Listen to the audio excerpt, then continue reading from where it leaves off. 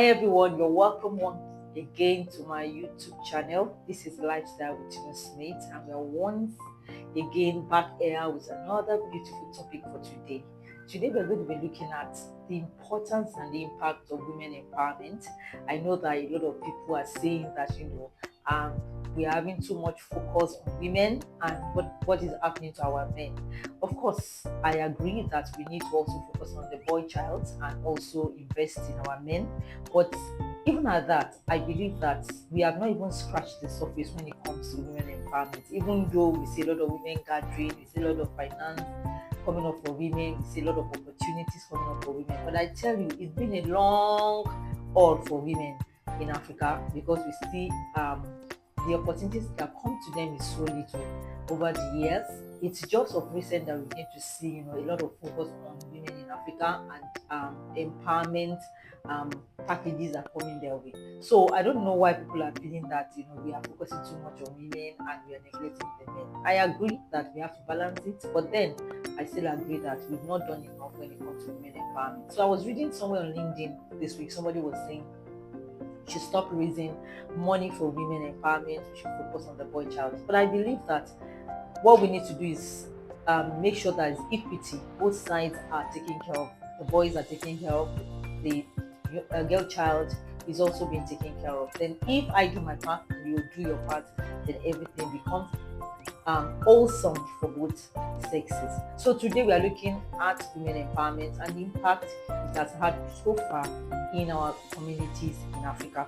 So why do we think women empowerment is very important? It's because women spend more time with children, they are the home builders, and also they are like incubators. Whatever you give to them, they're able to multiply it. So, and I believe if we have a gender that is like that, we shouldn't neglect them. We should give them the best opportunities we can give them, because when we grow women, we are growing the whole society, because they are the first contact children have to deal with. They are the ones that grow the children, they're the ones that train the children, they're the ones that spend most time with children. Some people will argue that men to do, but we know truly that these women carry the babies, and when they come into the world, their first impact with the human species is with the women. So I believe we should focus on empowering them so that whatever it is they are passing down to the children is of good quality. So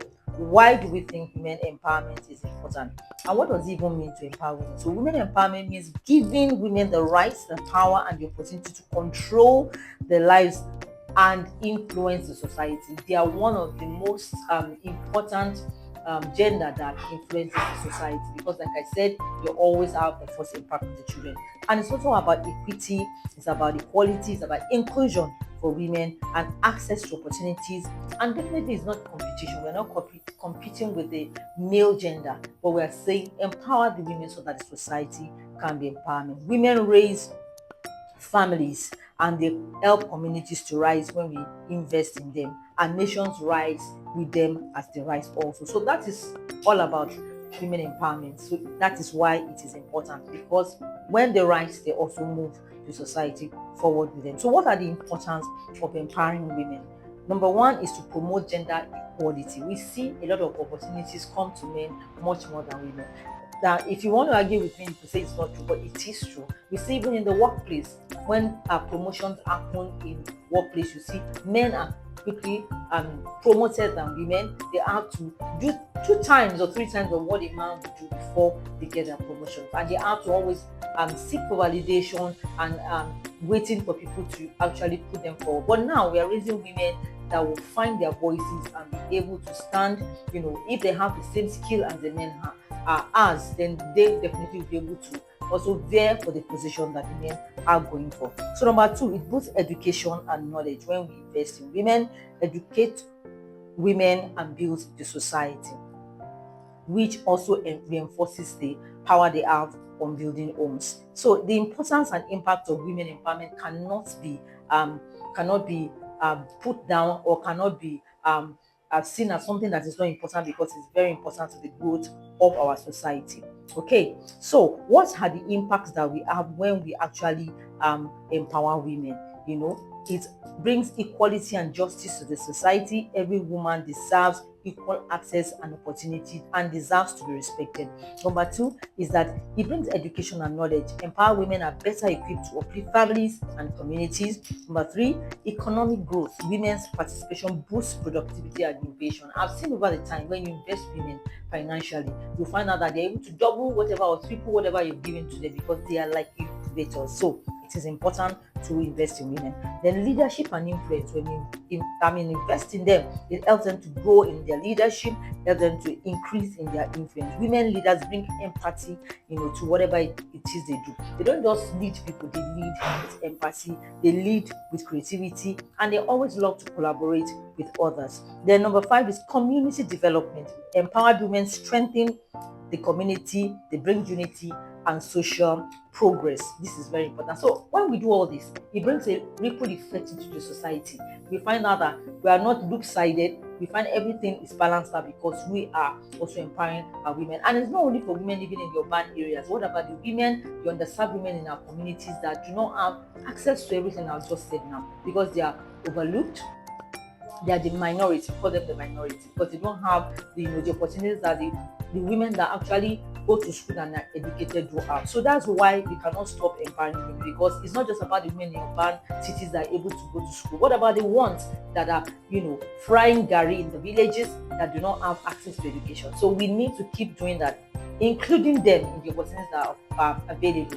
That is why we have NGOs that are women focused that go to these villages to teach them. It could be a craft that we're giving them, maybe like tailoring, helping them to be able to earn their own money, to become financially independent. It's very, very important we do this. When we overlook women, we are also going to find that we are going to overlook the society, because they are the ones that will train the children most times. So we need to also empower them so that they can give our children the best training. Okay, so what are the ripple effects that we have? Economic impact: more women in business and leadership equals stronger economy. Social impact: reduces poverty, child marriage, and gender-based violence. When you don't empower women, especially the ones that I've just spoken about, the underserved women, the communities, you find out that they marry early. They go and marry and give birth at a very tender age, some 14, 12, 16, when they're supposed to still be in school. But when we empower them, they are able to see that they can go further.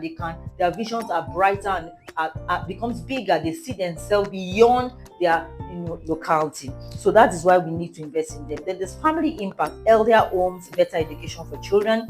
Political impact: women become inclusive in policies, they take part in policy decision making. That then fair governance: when we have enough women, we still don't have enough men in politics today. You see that when you see like the 3 women, you see maybe like 5 women. We still have disparity in that area. That is why we need to empower women so that they can know that they are able and they have the ability to take part in every aspect of what is happening in the society, not just in the homes. They can do and go beyond that. Okay, so generational impact: one empowered woman inspires a dozen more. Once you empower one woman, we always pass it down. We pay it forward to the woman coming behind us. That is why it's very, very important for us to also empower other women. So how can we empower these women? Let's educate them through vocational skills, training, financial access, because we know the number of women that have access to finance now is very little. So we need to increase that. Banks should be more comfortable in supporting women financially. Mentorship, role models, leadership development, policy inclusions, community awareness, and advocacy.